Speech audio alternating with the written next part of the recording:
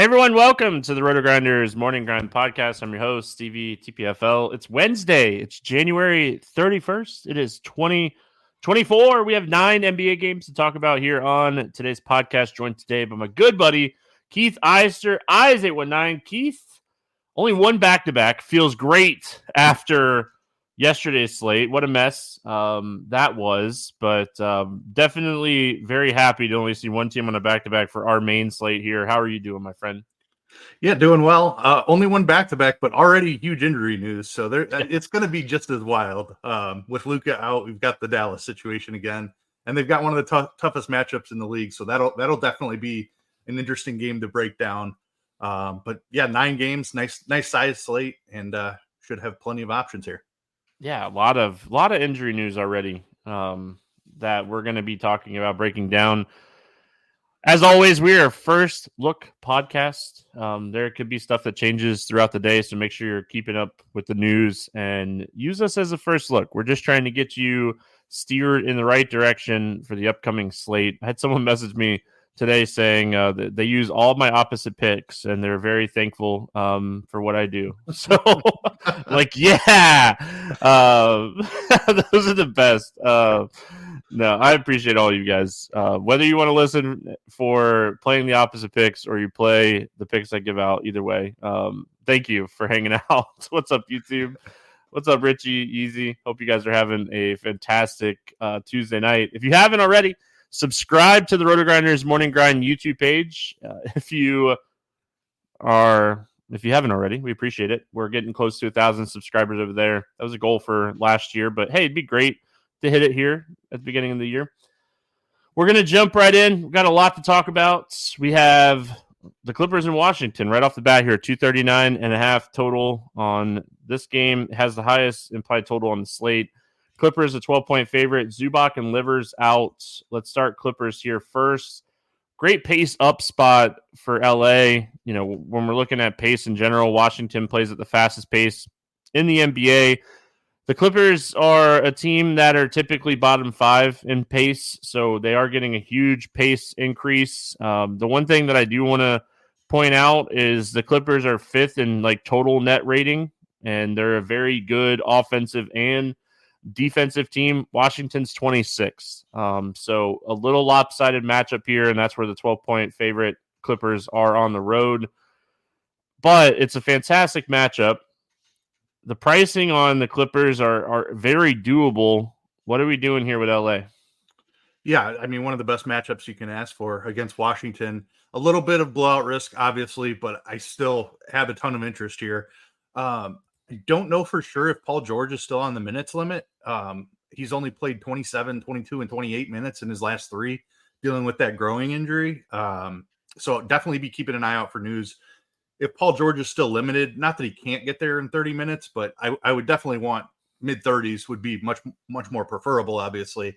That makes Kawhi the number 1 target for me, and Harden as well. Harden's a little bit more expensive than Kawhi, so I lean Kawhi. Probably comes with a decent amount of ownership in this spot. Awesome matchup. Everybody knows to target Washington by now. 8,200 for Kawhi feels like a little bit too cheap. Harden at 8,500 definitely in play. I don't think it's crazy to look at Westbrook either. Just 5,700. We know he's huge per minute. It's just, can he get 25 minutes is basically the key.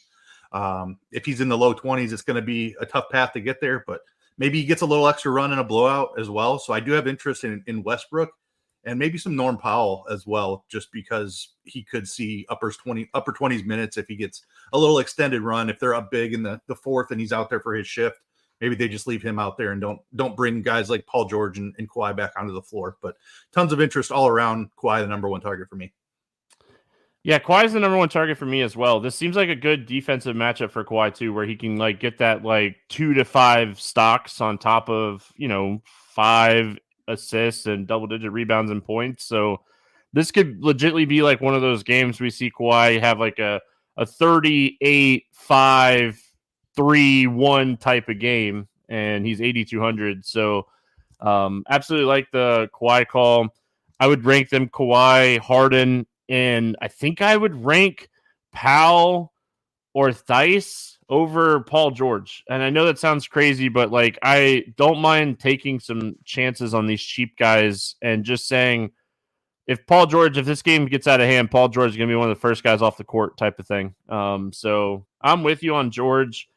Until we see him have like a 35-minute game again, it's really tough to play him with the other two just absolutely smashing every night, it seems like. So very interested in Kawhi in this spot. And then, like I said, Norman Powell, Westbrook, Tice, just taking some shots on these cheaper options. I mean, Mason Plumlee's getting 20 minutes a night. 20 minutes against Washington is enough for 4,600. Let's go to the Washington side. One of the most frustrating teams to figure out this season has been Washington. I like Gafford. I think Gafford is someone you could take shots on here. No Zubac. Defense goes down a little bit with him off the floor. He has double-double upside, so I think he's playable. Outside of that, it gets so murky, man. I know, like Kuzma, he has that upside. He's been playing really well, over 40 fantasy points in 3 of the last 4. What are your thoughts here on Washington? Yeah, I'm totally with you on the Gafford call. I like that quite a bit with no Zubac on the other side. He's been really solid here recently. Minutes have been okay. A guy whose minutes have kind of fluctuated all season, but 28 in each of the last 2, 31 even in the game before that. So Gafford's been really solid. I think he has one of the better matchups of anybody here. The Clippers, like you said, with their net rating, have been really good on the defensive end. So not an awesome matchup here, but going to have a ton of Clippers exposure. Probably looking for a run back, and I'm with you that Gafford is the best play here. Tyus Jones is another guy I want to mention. His minutes have been a little bit more stable. He's been over 30 consistently, where beginning of the season seemed like he was more in that 28-minute range. He's been getting like 32 minutes pretty regularly. 6,300 for him. I don't hate Tyus Jones in this spot. Yeah, I don't mind Tyus Jones. I still think Gafford would be my favorite option, but Tyus is a little bit cheaper than Kuzma, and I think they both have like 40-plus point upside, so I think I'd take the cheaper option here. If you're playing like a Kawhi Harden like stack, I think you have to run it back with one of these big guys on Washington to hope the game's staying close, that they get their full run and you get your full run out of your Washington players. So, hey, by the way, Clippers are plus 750 to win the championship now. I know you bet it already. I got it at 14, and I bet it again at 12. Nice. So, yeah, I feel good about my Clippers season-long bet. So, you never know with those season-long bets, and I love to use, like, bonus bets, but I actually bet, like, both of those. I don't know what you do, if you do any season-long stuff, but I love using bonus bets on season-long stuff and getting, like, the best possible odds, I feel like, at the time. So, yeah. You're not like, using capital that you would be using on a nightly basis if you're using bonus bets. So yeah, for sure. I mean, I don't do a bunch of it just because, like you were alluding to there, like I don't want my money tied up all season long. I would much rather cycle through it on a nightly basis. But yeah, I mean, you can definitely find some really good like futures bets if you're into that kind of thing. All right, we got Chicago at Charlotte. No total in this game. It's a back-to-back for Chicago. We know Levine's going to miss this game. But on the Charlotte side is where there's a lot of interesting injuries here. Ball is doubtful. Hayward, Williams remain out. Lowry, they said if he does play, it won't be until after the trade deadline or All-Star break. Kind of just saying that he's probably not going to play. Patrick Williams, they said that he'd be reevaluated in 2 weeks. So 2 minutes guys here out for Chicago, and they've been out now. We have a little bit of a sample size. We'll start with them. It doesn't get much better matchup for Vooch going up against this Charlotte team. We've seen centers absolutely smash this team all season long. So I definitely think this is a good Vooch spot. But I think we are going to continue to look at Kobe White, Caruso. DeRozan is like one of my least favorites, but like, did you see his line against Toronto? He had like 4 blocks and 3 steals and like some assists and 20 points. Like it was such an interesting line that DeRozan put up in that game. So AU continued to play well. I think he had like 20 actual points and had some assists and rebounds. But the defense, Chicago defense against Toronto, it was really interesting because, like, I think everybody in the starting lineup had at least one steal or block. So I think AU is probably my favorite here because he's still 4,600 and the price is ridiculous. And with Williams and Levine out, I don't see why AU doesn't continue to start. So he's my favorite by far. And then Vooch and White, I think, are guys that I'm going to be looking at. I love this matchup for Vooch. Yeah, awesome matchup all around. I'm with you on the matchup for Vooch is the one that stands out for sure. 7,500 should play upwards of 30 minutes, mid 30s minutes probably in this spot. So I think he has an enormous ceiling. Kobe White has shown a big ceiling without Zach LaVine. So certainly don't mind him. Love the AO call. He's going to play the minutes. He's shown that, like you said, another really good game on Monday night. Dalen Terry left the game Monday. I saw that alert. Yeah. I don't know that it benefits anyone. He hasn't been playing a ton. Julian Phillips has been getting some decent run. Just as a punt type of play, I think he could see 24 minutes in this spot. So maybe take a look at Julian Phillips if you're starving for value. Javon Carter would be the only other name I could see getting elevated, but I think Phillips is ahead of him at this point. But yeah, I have a ton of interest in the Bulls team. Dosunmu too cheap, like you said. Vooch in an awesome matchup. Kobe White with the ceiling without Levine. I'm kind of with you on DeRozan too. Like he's been doing a little bit more, but still just not a guy that I love to play. He's up there in age. He doesn't shoot threes really. He's doing a little bit better with the peripherals at least, but he's not the elite scorer that he used to be either.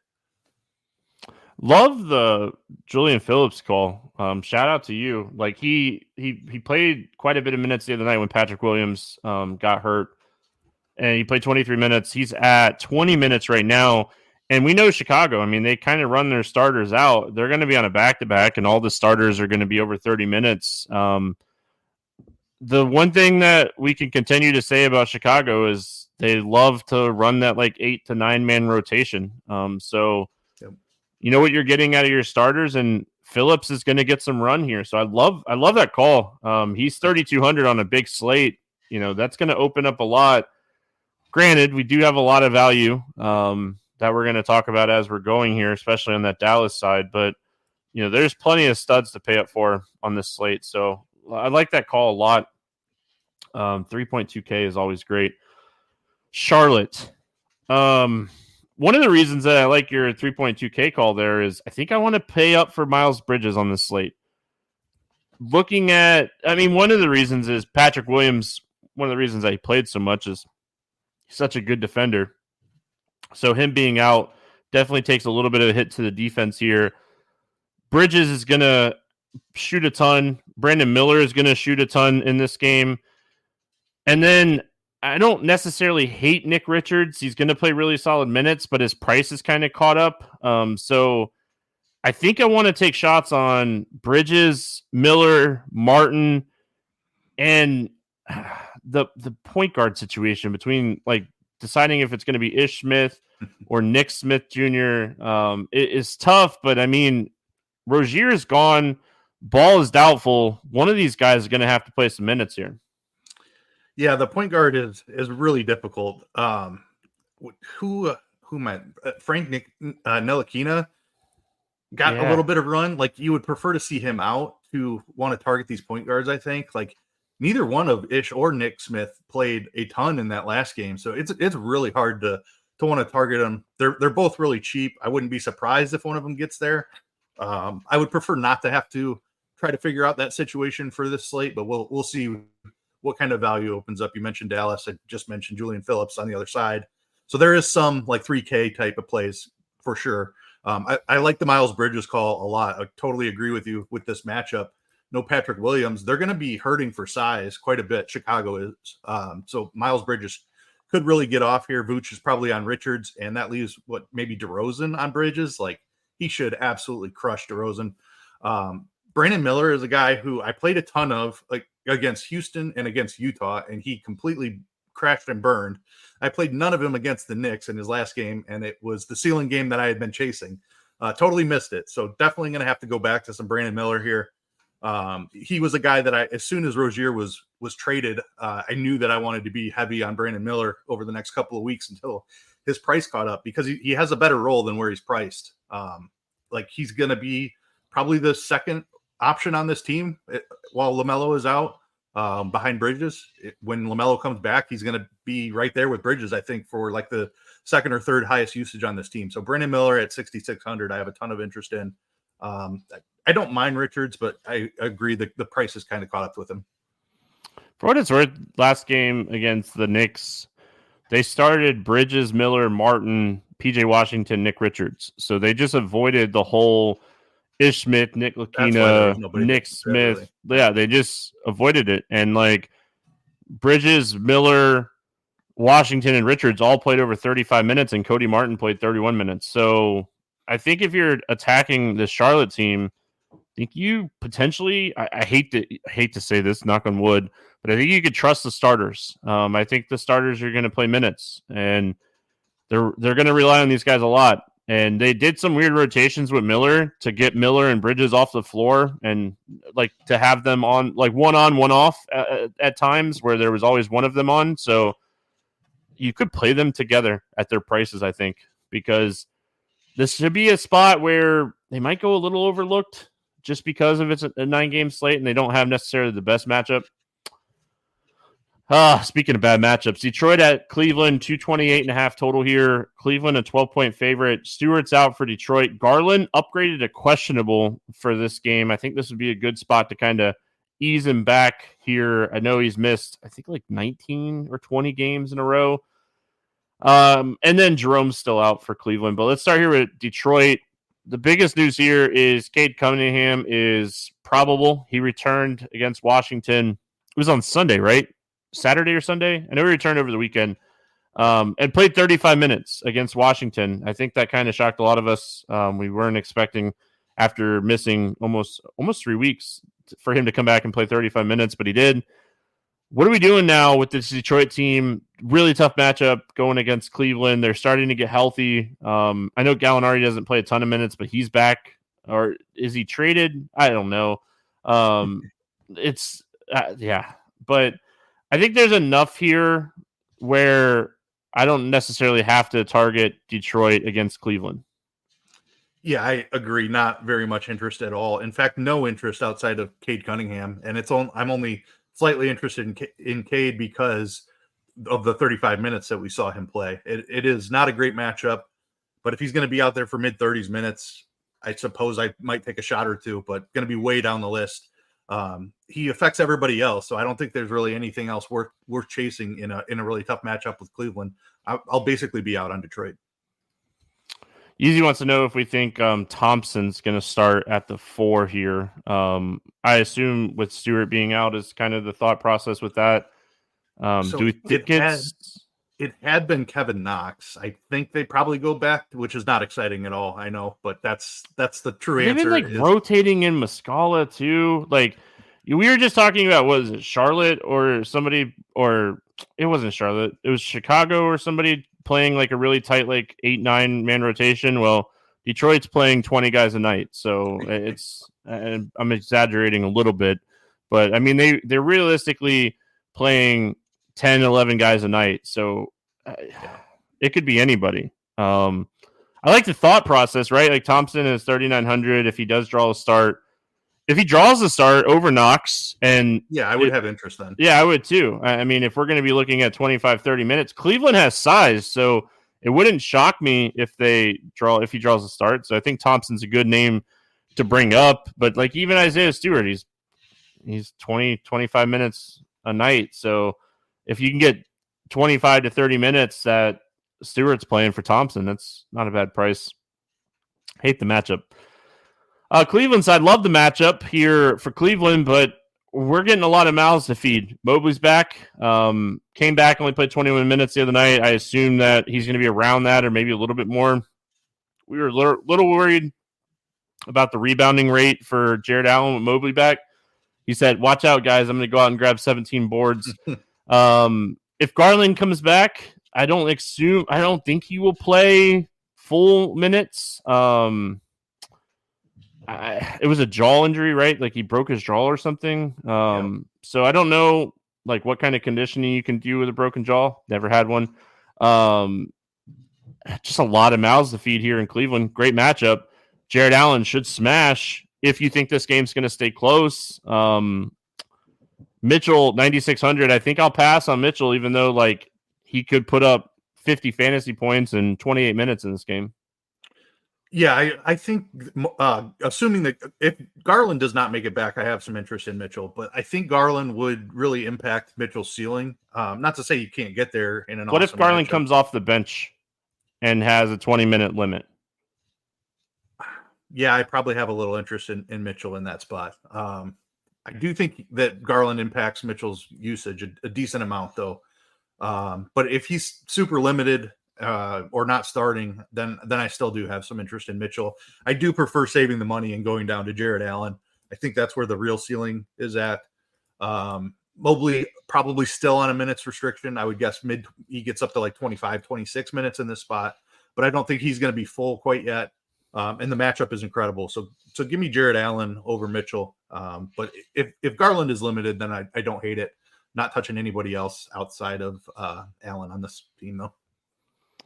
We're moving on. That's what we got. I got nothing else for that one. We got 9 Sacramento. Games, we can be picky. Yeah, Sacramento at Miami. 230.5 total here. Miami 1-point favorite. Sacramento's good to go. Duncan Robinson out for Miami makes a difference because we talk about it all the time. Sacramento is a 3-point target. Like we want to target 3-point shooters against Sacramento. Tough matchup here for the Kings. We've seen Kevin Huerter play really solid recently. He's still only 5,200. The minutes are consistent. Harrison Barnes finally decided he wanted to go under his point prop the other night. That was fantastic. Appreciate it. Harrison Barnes still shot 15 times. Super concerned if you played that prop. What do you like here for the Kings? Yeah, the Kings are a tough team to figure out. Especially like Huerter has bounced all over the place with minutes. It feels like he's significantly ahead of Malik Monk at this point. Monk has been highly impacted by Huerter playing into the 30s in the minutes. He's only gotten 20 in each of the last two. So I think, as odd as it is to say, Huerter might be my favorite look here. Like paying up for Sabonis against Bam, I'm not into that. De'Aaron Fox has been wildly inconsistent for the better part of the month at this point. If I was chasing ceiling, it's probably Fox over Sabonis for me.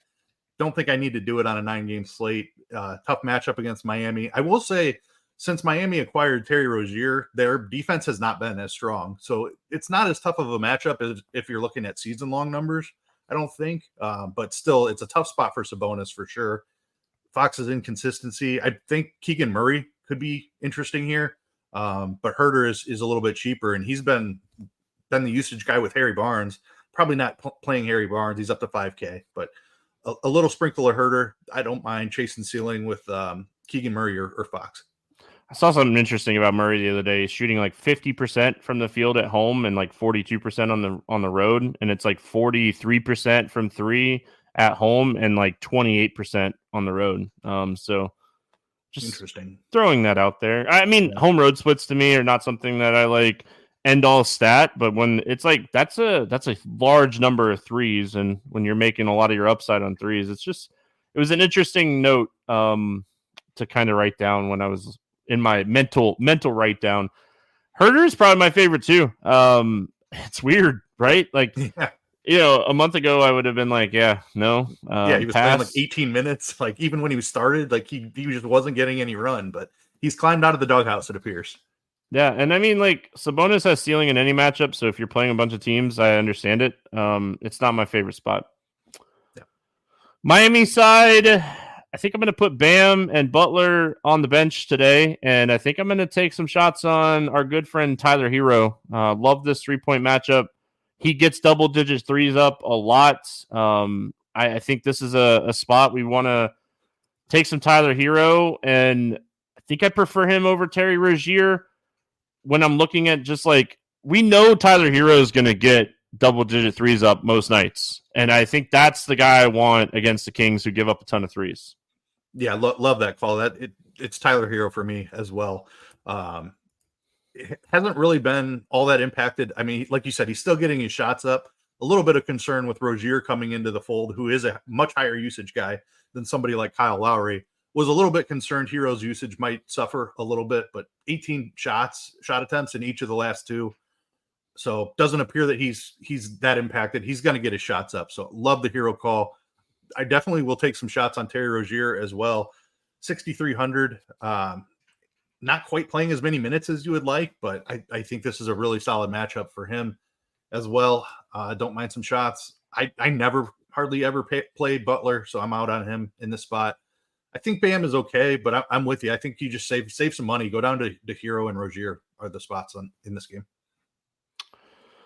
I don't know if you necessarily even have to play anybody from Miami in this game either, because I could see Tyler Hero scoring 28 points and not doing anything else really to get him there. So could be one of those, like, just one of these spots that we are targeting props more than anything else.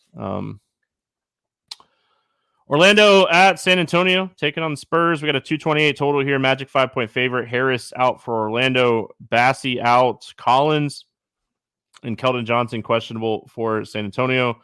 Let's go to Orlando first. Orlando is getting healthy. I know Gary Harris is still out. Wendell Carter Jr. is playing enough minutes. He's 6,100 now, though. Good matchup against San Antonio just overall. I think I want to play Franz in this spot at 7K. He's going to kind of stay away from Wemby defense, and the rest of this defense is kind of shaky. So he's probably my favorite target here. Talked the other night about Jonathan Isaac potentially sitting on the back-to-back. They let him play. He played like 8 minutes, and then they kind of said, hey, we're going to take you out of the game. We just sit him. Just sit him. Like, why even say, hey, we're just going to limit his minutes and play him 8 minutes? Just sit him. Yeah, I mean, I think it's Franz. The guard situation is very, very, very too many mouths to feed kind of situation. So it's Paulo or Franz, and I think I like the matchup for Franz more than I like it for Paulo. Yeah, I'm with you on Franz. Wendell Carter is a guy who I would want to target in this matchup, but like you said he's been playing the minutes. Like, we thought he was going to be unleashed, like back to a low 30s role. Played like 34 and 35 a couple of games ago, but then we saw 23 minutes and 29 minutes. Yeah, it was blowouts though. It was a back-to-back against Dallas, and he got in foul trouble, so he fouled out of that game. Yeah, that one was foul trouble. It looks like he was on his way to mid-30s there. Yeah, Phoenix was a blowout, and Cleveland was a blowout. So okay. I think Wendell Carter is in that like 30 to 35-minute range now.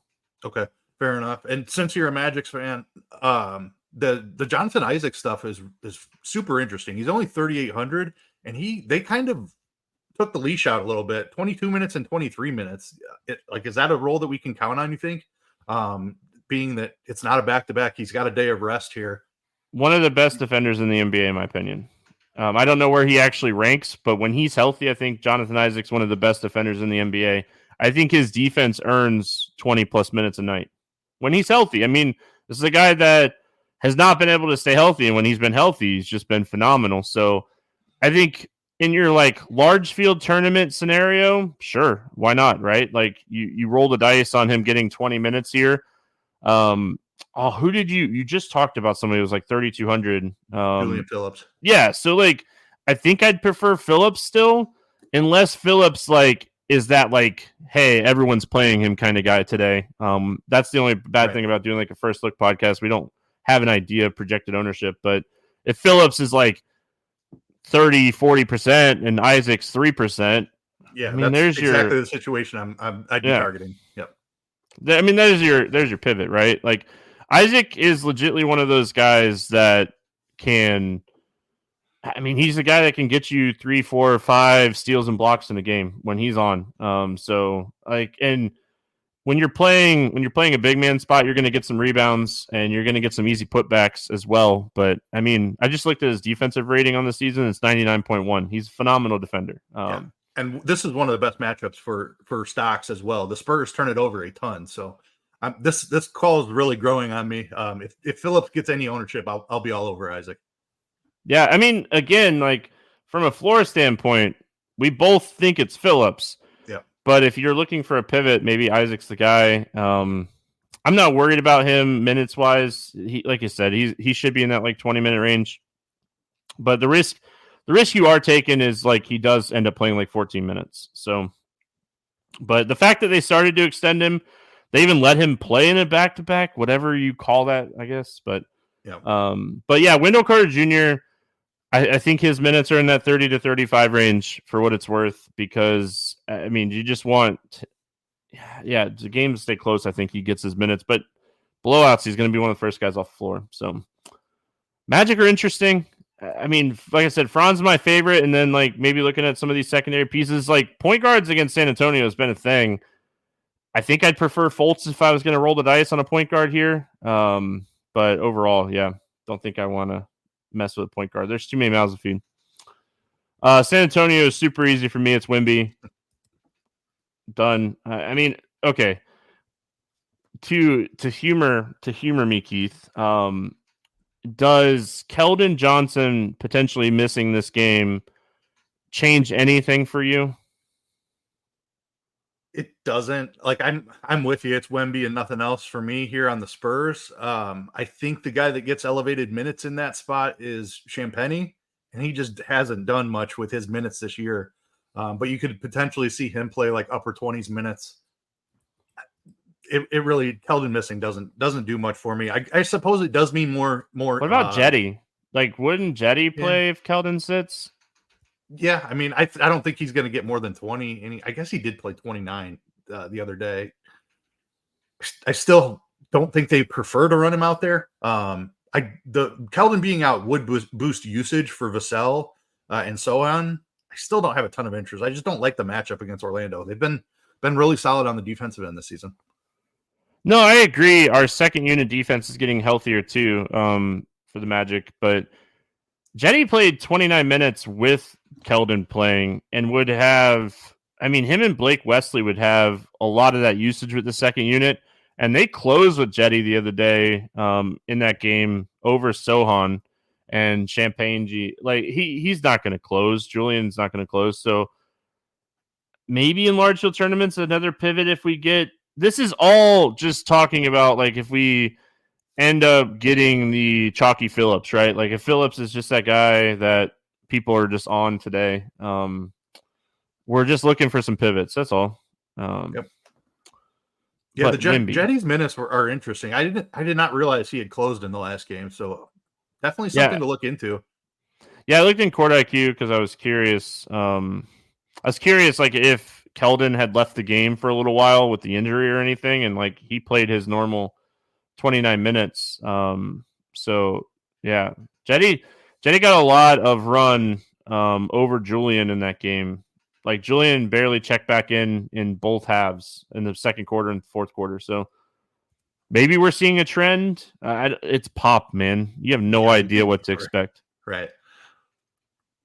And that game was playing faster, so maybe they used Jetty because the game was playing faster because it's Washington. I don't know.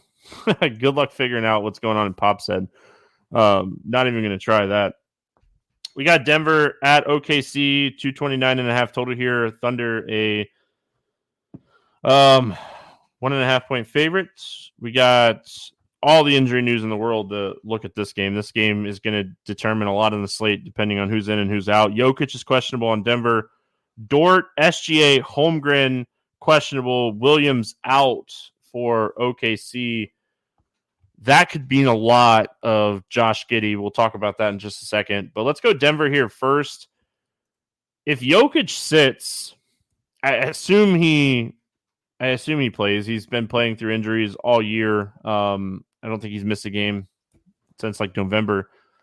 And Embiid's missing a ton of games, so Jokic wants that MVP. Luka's missing a bunch of games. So I think Jokic ends up playing in this one, but if he does end up sitting, I think it's a bump. It's a really easy bump to Jamal, Porter, and Gordon. And Gordon and Porter are way too cheap if Jokic sits. Yeah, completely agree with all of that. I'm kind of with you, though. I think he plays in the spot. Oklahoma City is making some noise in the West, so I think he's going to want to be out there. And in that case, I have far less interest in Murray and Porter and Gordon. It's really just Jokic that I'd be targeting if he does play. Just looking at the pricing, like picking between one of those three guys, it's probably Aaron Gordon for me. Just he's the cheapest. We know he's going to be out there for the minutes. I don't know. I don't see myself spending 8,100 for Murray with Jokic on the floor. MPJ is always has some ceiling if he can get hot shooting, but it's been inconsistent here recently, so probably lean Gordon and just take the safer floor there. But don't have a ton of interest in any of the three if Jokic is playing. For what it's worth, when Denver and the Clippers, that November 27th game that Jokic missed, Jamal Murray also missed that game. DeAndre Jordan played 34 minutes in that game. I don't know if we trust it. If he starts, maybe we trust it. But getting that type of minutes out of DeAndre Jordan at 4K would make him very, very chalky. He put up 50 fantasy points. He had a 21-13 line, according to game flow here. So Reggie Jackson had a big game too because Jamal Murray was out. Aaron Gordon sat in that game as well. So I don't know if that kind of determined on like a DeAndre Jordan playing that many minutes. Michael Porter Jr. played in that game and he was awful. So we'll see. So theoretically, if Jokic does sit, can they play Jordan against Chet? Like, there's no way. Chet's questionable too, though. Okay, yeah, I mean, if Chet's out, that's different. This whole game is like a huge question mark because of injuries. I mean, yeah, for sure, it's hard. It's really hard to break it down without the because, like, okay, so if Chet sits, do we see this game go small and DeAndre not be like Kendrick Williams playing the 5? Like, I mean. Like that is a possibility. I was going to bring it up when we get to the other side. I just don't think they want to run Jalen Williams out there for 30 minutes. So, yeah, a lot of question marks here. Peyton Watson matchup is like a small ball 5 for Denver. If Oklahoma City goes small and plays Kenrich, then I could definitely see Peyton Watson being super interesting. And then I do think the Jalen with the Y Williams would be matched by Jordan minutes. So depending on who starts, I think you could kind of get an idea of what these teams plan on doing. All right, going to the Thunder side. SGA questionable, Holmgren questionable, Dort questionable. Joe already ruled out, and Jalen Williams, got to have him on the same team, right? Yeah. He's already ruled out for this game as well. He's dealing with an ankle sprain, so a lot of question marks. I mean, if you're the Thunder with all these guys banged up, you just punt this one. I mean, you're in a good spot right now in the season. Like, this is easily a spot we could see these guys sit. Like, SGA is an illness. I mean, that is going to be really tough. But Chet's dealing with like an ankle sprain, so like legit injury with him. And Dort has ankle soreness. So I think SGA probably has the best chance of playing of the questionable tags. You know, illness, you could wake up feeling better the next day, or you could feel worse. So, I mean, talk to me here about the Thunder. Almost an impossible situation to break down night before. Yeah, it is really tough at this point. I do kind of agree with Jalen Williams out. It might not be a bad spot where they just take the night off, basically. They rest Chet, SGA, and Dort, and just try to get everybody healthy. I could definitely see it playing out like that. If SGA is in there, I think you have to have some interest. He's going to be extremely low owned in this spot, I have to think. Nobody likes paying 10K for him. Denver's not the easiest matchup in the world. I think you get SGA under 5% if he's active. You have to have some interest in Giddey, I think, with Jalen Williams out. Just Jalen has kind of taken over the role from Giddey. But with Williams out, Giddey should step right back in there. I think he should be looking at upper 20s minutes. I know they don't ever like to extend him a ton, but I think he could get like 28 minutes in this spot at 5,900. I think I'd have interest there. From there, it just depends on who else is out and what their starting lineup looks like. Honestly, I think even after the news, we need to know what their lineup looks like. Like, they play so many guys, it's not going to be an easy situation to figure out, even after some news breaks. Yeah. If everyone plays, I mean, this is a game that is super competitive, and I think I'd have interest in SGA. If everyone sits, Giddey would be my favorite. Then I think you'd take shots on Wallace, and I think you'd have to take shots on Kendrick Williams. Kendrick Williams is a good fantasy point per minute producer. If he's going to play 30 minutes in this game because of all the injuries, if these guys all sit, like, you can easily score 30 fantasy points at 3,200. So, again, like, there's days where we don't find anybody we like under 5K, and we've already named like 3 or 4 people that are potentially in play under 4K on the slate. So, It's already shaping up, depending on like some injuries here, to be a stars and scrubs type of slate. I mean, I'm calling it right now. Yeah. All right, let's talk about the game everybody wants to talk about. Dallas at Minnesota. 224.5 total here. Minnesota 13.5 point favorite. No Luka, no Kyrie, no Lively. Jones and Exum doubtful. Conley questionable on the Minnesota side. Dallas is going to be very shorthanded. Tim Hardaway's $2,000 less than he should be here. Like, come on, DraftKings. What are we doing here? Like, we had the news like way early on Monday. Like Monday morning is when Luka out came out around the news cycle. Like, they had time to adjust these salaries. Like, it's frustrating that they did not. It's something. I'm going to let you go first here on Dallas. Just give us what you're thinking here. Yeah, I mean, it's a tough spot against Minnesota, but like you said, everybody is wildly underpriced. So you have to have some exposure, I think. Hardaway Jr. has been the big usage guy without Luka and Kyrie. Jaden Hardy has been starting the last couple of games. I don't know if they're comfortable with him playing a bunch of minutes. He got 27 against Orlando. He also started and played 19 against Sacramento. So I think Hardy has an extremely wide range of outcomes. He's also can be an extreme usage guy at times. I think you have to have interest there at 4,400, assuming that he grabs the start here. The other guys are all real low per minute, but they should be out there for, like, Josh Green and Grant Williams are the next two I'm looking at. They should be out there for 35 minutes in this spot, I would think. We saw Grant Williams put up an absolute dud, 6.5 DK points, after he put up an absolute monster 53 DK points in the game before that in a very similar situation. So who knows what you're getting from Grant Williams, other than he's probably going to be out there for 30 minutes at least. At 4K, I think you have to take some shots there. Let's see here. Lively, I think he's out. Never mind. Yeah, they're really shorthanded. I don't think I'm doing the Dwight Powell thing, assuming he grabs the start at center. Kleba, also not super interesting, but both of those guys are under 4K. One of them will probably be out there for 25 minutes. I don't know for sure which one. Potentially both of them, but I have less interest in the big guys, especially with Gobert on the other side, than I do in guys like Grant Williams, Jaden Hardy, Josh Green. And like Hardaway being 6K is interesting, and I think he could be a decent fade in large field tournaments. Like if he's projecting for like 50% ownership, taking an underweight stance on Hardaway and trying to get one of these cheap guys to go off might be my preferred route. So I'm just going to go ahead and give you my Let's Get Weird GPP play of the day. I wrote this down already earlier tonight. Prosper, first round draft pick.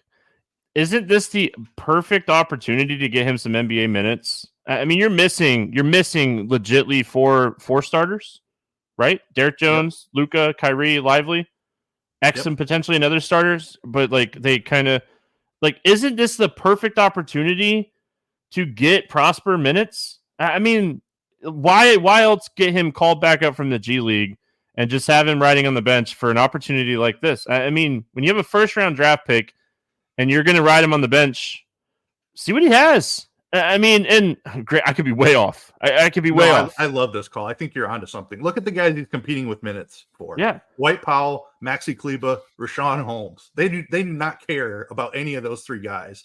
Like they're old veterans at this point. Not real old, but like they're veterans. They know what they are. Omax, like you said, a first round pick. They want to see what they have potentially. I'm totally on board. I love this call. I have to look up the December 22nd game against Houston where he randomly got 30 minutes, but he had 31 fantasy points. Filled the stat sheet up nice. I hope this goes overlooked today. I doubt it will. Like we're legitimately missing 5 key players for Dallas. As long as he doesn't start, I think you're okay. If he starts, then he's chalk. But if he does not start, I think there's so much uncertainty around how many minutes he's going to play that, like, unless he just projects it on every site to play like 20 minutes, which I don't think he will. Let's go look at that. I'm going to look at that Houston game, right? He didn't start. It was okay. So it's really dude, I might be onto something, man. Sometimes I'm smart, think you're right? totally on something. So that game against Houston, they got blown out, which they could easily get blown out in this game. Minnesota's much better team, especially with them shorthanded. But it was Hardaway, Hardy, Williams, Jones, Markieff Morris. So they were missing Lively, Kyrie, Luka, Exum, and now we're adding Derek Jones Jr. I mean, I might be onto something here. Another 3K guy. I mean, hopefully he doesn't start like you said. Hopefully he doesn't start. Yeah, I think this is an 18-minute Dwight Powell start and give me Omax off the bench for like 24 minutes. That would be so sweet. If they get blown out, he doesn't come off the floor either, right? Like Agreed. he finishes, he plays. I mean, I wouldn't be shocked if he plays 6 minutes, but I also wouldn't be shocked to play 30 minutes in this game. So Prosper I already wrote him down as my Let's Get Rid GPP play of the day, but I wanted to break it down when we were breaking the game down. So Hardaway, 1.44 fantasy points per minute with these guys off the floor. His usage rate's over 40%. He's going to shoot a ton in this game. No doubt about it. No second guessing this. We have a sample size that goes back with Luka out for a couple years now that Hardaway gets a huge bump. So there's so much to play here. Like Hardy and Green. I think I'm out on Grant Williams. Super inconsistent. He's going to be chalky. But I mean, I don't mind taking shots on Hardy. Again, everything when I was researching this game earlier, when I was looking at the injuries, and it just led me to Prosper saying, this is a perfect opportunity to get your young guy 30 minutes in an NBA game. I mean, this is a guy we're going to see. First round draft picks are guys we typically see play good minutes, and I think that this is a perfect opportunity to get Omax some minutes here. Minnesota. We talked a lot about Dallas. Obviously, a lot of injuries there that we were going to talk about. I am definitely worried about a blowout in this game. Yeah. I mean, I hate to say it. I worry about this game staying close. In the blowout route, though, do we take some shots on like a Jaden McDaniels who might get a few extra minutes? He's not going to be the first guy off the court. Like, I mean, Gobert and Towns and Edwards, these guys have been banged up a little bit recently. I mean, do they get pulled off early? Yes, they do if this game gets out of hand. The game stays close. Edwards, Cat, and Gobert could all smash too. So, I mean, there's two ways to play this game. You can play it it's going to stay close enough. My guys get 30 plus minutes, or hey, I'm going to take some shots on these cheaper guys in a blowout. Yeah, I think I'm leaning the blowout route. Conley has to sit in this spot. I would think like Dallas. I don't know. Dallas should not have a chance to keep this game close. Conley has been dealing with this hamstring injury. It's cost him a couple of games. This is a perfect opportunity for him to rest. Nickeil Alexander-Walker has been the guy who is starting for Conley in those places. You can certainly take shots on him at 4,500, but Jordan McLaughlin might be another 3K guy that I have a ton of exposure to. He's 3,100. I think he's the guy that gets the blowout run instead of Alexander Walker. So if Alexander Walker is going to be extremely popular, McLaughlin is one of my favorite tournament pivots. So we're going to have all kinds of stuff to do in the 3K range. I think on this slate should be a really fun one. Fun slate, very stars and scrub type of slate. Yep. Going back to way back, it makes me like the Kawhi Harden combo so much more. Like all the value that we've had open up, and they get a matchup against Washington. All right, New Orleans at Houston, 228.5 total in this game. New Orleans a 2.5 point favorite. Herb Jones questionable, Eason out for Houston. Let's go New Orleans first. What do we like here for the Pelicans? Not a lot. Everybody's mostly healthy. Houston's been really good on defense. I will say that their prices are like cheap comparatively. Like a month ago on DK, these guys would have been $1,000 more. Seems like DK is loosening the pricing a little bit. Like Brandon Williams at 7,500 feels like something, or Brandon Ingram rather. Zion at 7,300, CJ McCollum at 6,900. Like they're priced for a tough matchup, right? I'm not saying that I'm going to play them, but I do have interest in just because of the pricing, where if I fall in that range, say I need a 6,900 point guard, I'm not going to kick CJ McCollum out of the lineup by any means. But it is a tough matchup. So worth noting also that Larry Nance has been playing really well here recently and seems to be ahead of Jonas Valanciunas to close games. So Larry Nance is potentially an interesting name, another cheap name as well, 3,700. Just wanted to throw that one out there too. Yeah, I don't mind that. I kind of like BI in this spot. This is a spot that tough defensive matchups. These are the types of games that I like to play Brandon Ingram in. He's averaging 40 fantasy points in two outings against this team this season. I mean, this is almost a slate where raw points are going to matter a little bit here. I don't necessarily love this spot for CJ McCollum. I like him in easier defensive matchups. Like we just saw him kind of get eat up by Boston and OKC. So I think we can take some shots here on BI and Zion. But I think I'm out on Valanciunas. The minutes are too split. I like the Nance call. It's kind of it for me on this team. And then on the Houston team, I mean, a tough team to kind of figure out. But Van Vliet's price is somewhat nice in this spot. He hasn't been like fantastic here recently. Sengun is always someone that has a high ceiling, especially when we're talking like it's going to be a stars and scrubs type of slate. What do you like here on the Houston side? Yeah, probably Sengun would be my favorite here, just chasing a ceiling. Like the minutes have been amazing at times. 40 minutes in that last one against the Lakers, 8,600. Tough matchup against the Pelicans, but I think he has a ceiling. And then Jalen Green has been playing really well here recently. Shooting the ball a ton. He also played for over 40 minutes in that game. Like thought he would take a little bit of a back seat with Jabari Smith coming back, but he really didn't. Loved his price that last game against the Lakers, and I had quite a bit of him, and he absolutely went off 64 DK points. So I'll probably keep on the Jalen Green train for a little while until that, as long as he's below 7K, I have some interest there. We finish it out with Phoenix at Brooklyn, 232.5 total. Phoenix, a 3.5-point favorite. Allen, questionable. Bull, questionable. Lee out. Finney Smith still out for Brooklyn. Sharp out as well. Let's go Phoenix first. I mean, Devin Booker, he stopped the streak of scoring a ton the other night, but still had a really good fantasy game. Now he's 9,700 though. His price has just caught up. I like this game though. I think this is a very stackable game.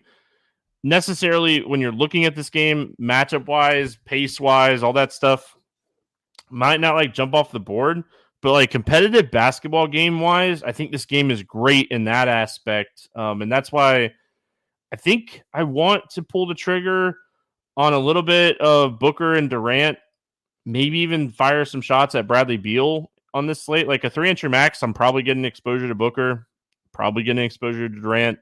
Beal's on the fringe for me, depending on news throughout the day. Nurkic's minutes are all over the place right now. Grayson Allen out is going to be huge for Eric Gordon at 4,700. We're going to see him play more minutes, and that equals typically more shots for him. So I think there's a lot to target in this game. Yeah, I mean, it's not the best matchup in the world against Brooklyn, but I do have some interest as well. Booker and Durant, seems like one of them goes nuts every other game. They rarely do it together, so I probably only play one of them in any given lineup. But I do have interest in chasing ceiling for both of those guys. The Beal price is interesting. I think 6,600, he's very playable.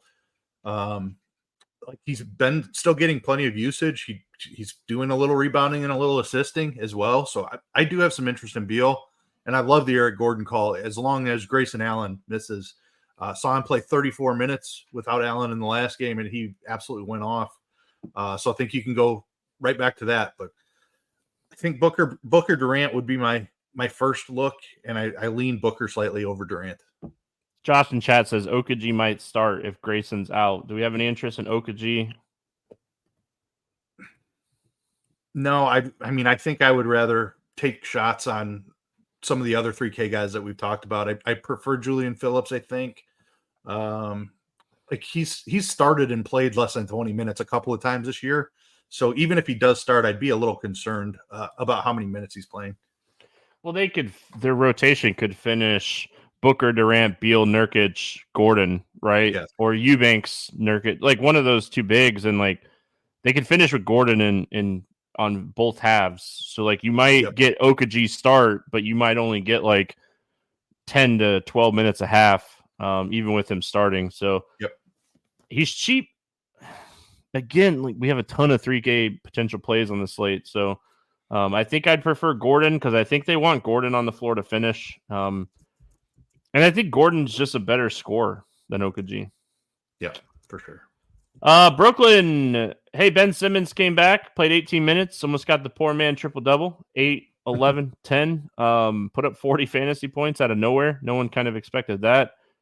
I don't expect his minutes to get bumped up here too much, if any. I think they're going to be very careful easing him back.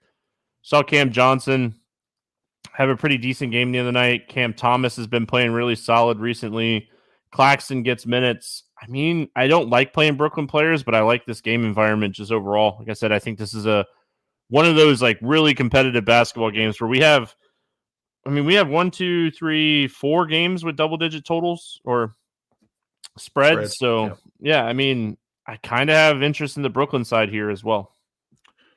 Yeah, the Brooklyn side is a little more difficult just because of the Ben Simmons thing. Like he definitely did not expect that type of production from him. On the minutes limit, I didn't consider playing him once, even though it was an awesome spot against Utah. Like, I don't know. You have to take a look at it, I suppose, if he's going to have a chance to double-double. Other people take a look at it. I don't think we have to take a look at it. That's probably fair. Yeah, I don't think I can do the Simmons thing until he's playing like mid-20s minutes, and maybe he gets there in this game. I kind of doubt it. I think he's going to be in like that 20 to 22 range for this spot. I don't know. Cam Thomas can score a bunch, but that's about all he does. 6,300. I think if like you're playing this game environment for it to like shoot out, the Suns have been in a couple of these games that just like they don't play any defense, and then Durant and Booker can just go off and keep up on the other side. So I'm with you on the game environment. I don't like playing Brooklyn is my biggest issue. Bridges, it probably has the best ceiling. 7,300. I think he's probably my first look over Cam Thomas. I don't mind Claxton, but I don't think this is the best matchup for him. Cam Johnson will be out there. Never does a ton, at least when I play him. So it's Bridges is probably where I ultimately land. Sounds like we're going to have plenty of value. Should have the money to be able to get up to Michael. I think you're going to have plenty of salary. Just overall, I think you're going to have plenty of salary. I think Cam Thomas is my favorite. Like just playing the hot hand here. He's been playing really good basketball. His usage has been up. He's been shooting more. So I think Thomas is my favorite. Claxton's typically always my favorite here just because with Sharp off, he's going to play solid minutes. I think he just got 26 minutes the other night because they blew Utah out. I mean, I don't think it was anything besides just blowing Utah out of the gym. So, all right, let's play the morning grind game. Ton of value on this slate. As we've gone through the games here, fun slate. A lot of ways to approach this slate, which is always fun slates. But favorite play under 5K to go 7X. Who do we have? There are a ton of options, like you said. I think my favorite is going to be Jaden Hardy. It seems like he's gaining the trust of the coaches back more. I definitely want him in the starting lineup to take a big stance on him. But assuming that he's in that starting lineup, I think his usage rate could be insane in this spot. Yeah, I mean, a lot of Dallas potential Any here. Dallas player could, yeah. A lot of Dallas potential. I'm going to go to Cody Martin for Charlotte, 4,400 here. Just like the role that he's going to play with LaMelo out, has played at least 29 minutes in 3 of his last 5 games. And I think that we're going to see him shoot a little bit more in this Chicago game. So I like Martin overall. Over 8K to go under 5X. This is an important question today. Who's your bust of the day? It is an important question. And this guy almost always goes for 50 points. But I don't like this matchup for him. Give me Domantas Sabonis, 10K. With Bam on the other side, he's one of the more consistent guys at getting to that 50-point line. I think he falls a little bit short in this spot. That's weird. We are going to the same game. I'm going to go De'Aaron Fox for Sacramento. 8,700, tough matchup against Miami. I think I'm going to pass on Fox today. Favorite 6X play today? Who do you got? Give me Kawhi. just a little bit too cheap for this awesome spot at Washington.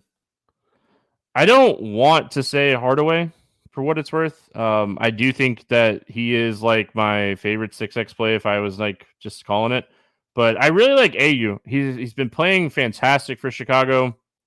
Williams and Levine will both still be out for this game. We don't have to worry about like back-to-back news here. The minutes have been fantastic. Give me 6x here on AU. Let's get weird GPP play of the day. I already gave out mine. Prosper. Who do you got for yours today? Yeah, I think there's a ton of options. And like just pivoting away from Dallas, I think is going to be a way to get unique. Give me the guy on the other side of that game. Just in case it blows out, Jordan McLaughlin, I think could get a little blowout run here. Can be a big usage guy when given the opportunity. So I will definitely have some exposure to Jordan McLaughlin. There you go. I like it. And then, like I said, Prosper is mine. Let's go to the betting portion of the show. Any player props or pick 'em plays that you like for this one?